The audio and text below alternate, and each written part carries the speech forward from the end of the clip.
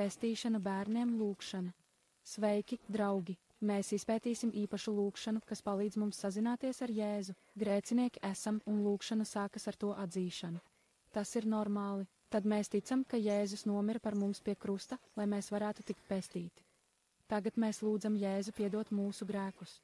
Tas ir ļoti īpašs brīdis. Mēs atveram sirdis Jēzum, lai viņš piepildītu mūsu dzīvi ar mīlestību. Pieņemam Jēzu par kungu un glābēju. Tas ir liels lēmums. Pateicamies Jēzum par piedošanu un mūžīgo dzīvību. Pateiksimies, pārmaiņu un cerību laiks.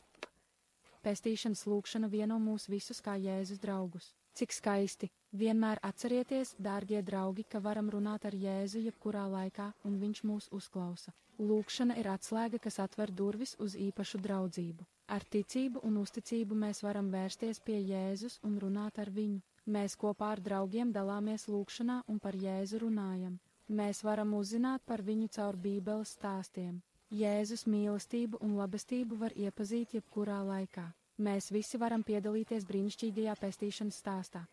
Kad pieņemam Jēzu, mēs kļūstam par ģimenes daļu.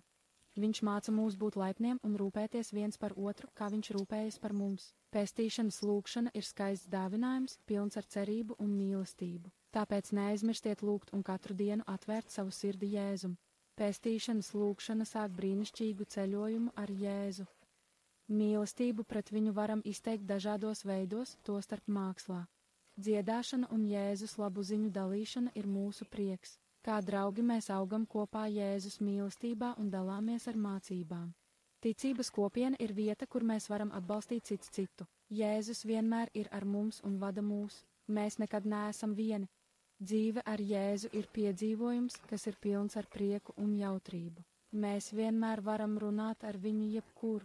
Jēzus vienmēr tevi mīl un rūpējas par tevi, neaizmirsti to, kad pabeigsi. Paldies, ka esi šodien ar mums. Drīz tiksimies, draugi, uz redzēšanos, glābšanas lūkšana.